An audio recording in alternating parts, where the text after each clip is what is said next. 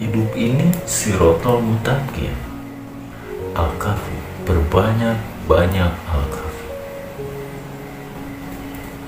Nah, dalam Al-Kahfi saja sudah ditunjukkan agar kita terhindar dari fitnah ini. Apa mereka yang menuduh Hyang Wildo sudah memahami Al-Kahfi apa belum? Atau hanya sekedar membaca seperti yang saya bilang? Assalamualaikum warahmatullahi wabarakatuh.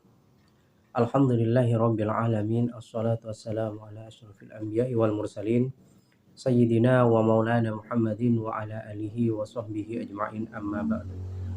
Alhamdulillah, kita berjumpa kembali bersama saya di Filsafat Channel, yaitu channel yang membahas tentang masalah filsafat dan pemikiran yang berkembang hari ini. Ketika saya membuka salah satu channel saya yang satunya, yaitu masuk ke beranda saya, yaitu ada satu akun YouTube yang kemudian dia menggunakan surah Kahfi ayat 1 sampai 10 untuk menjelaskan tentang fitnah. Tetapi kemudian dia menjelaskan bahwa fitnah itu tidak sebagaimana apa yang disampaikan di dalam surah Kahfi ayat 1 sampai 10. Sekarang saya jelaskan. Surah Kahfi ayat 1 sampai 10 dari beberapa hadis Nabi dan sebagainya.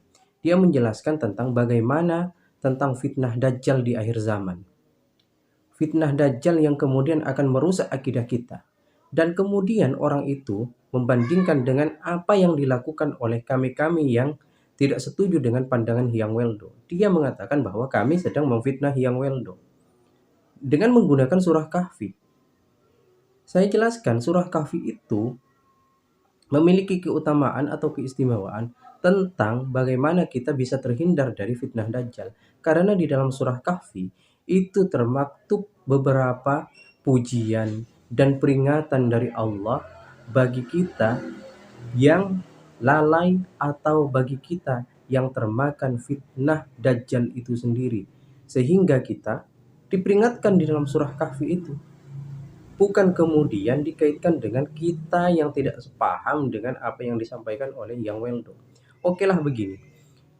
Kalau Anda mengatakan Hyang Weldo itu benar, sekarang buktikan kepada saya. Benarkah apa yang dikatakan Hyang Weldo ketika orang itu meminta atau Weldo itu meminta bagi siapa saja yang tidak sampai kepada makrifat boleh menyembah batu, boleh menyembah kayu. Terus kemudian mengatakan bahwa ada nabi setelah Nabi Muhammad. Terus kemudian juga mengatakan bahwa Al-Quran itu sama dengan komik. Sekarang jelaskan kalau memang Anda itu merasa adalah diri sejati.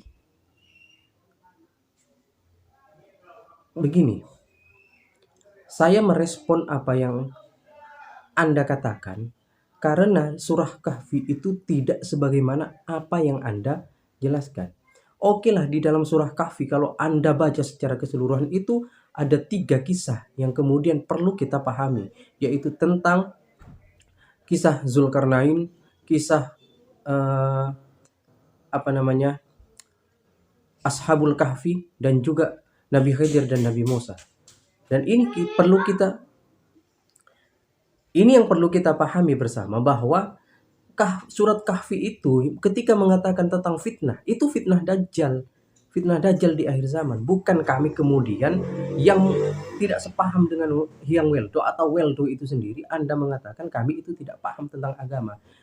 Begini, kami diajarkan dari kecil untuk mengatakan bahwa Allah itu satu-satunya Tuhan. Tidak ada Tuhan yang wajib disembah kecuali Allah.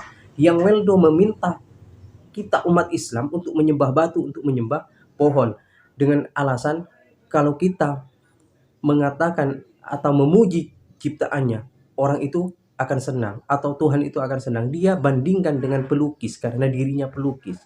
Jangan samakan Allah dengan kita manusia. Memang kita kalau kita punya anak misalkan dipuji oleh orang, kita merasa bangga. Tetapi Tuhan ketika pujiannya itu yaitu menyekutukan Tuhan, maka kita akan lihat Tuhan itu akan murka. Itu bagian dari syirik. Itu yang kami pelajari. Itu yang ditanamkan kepada kami, bahwa tidak ada sekutu, tidak ada sesuatu pun yang wajib disembah kecuali Allah.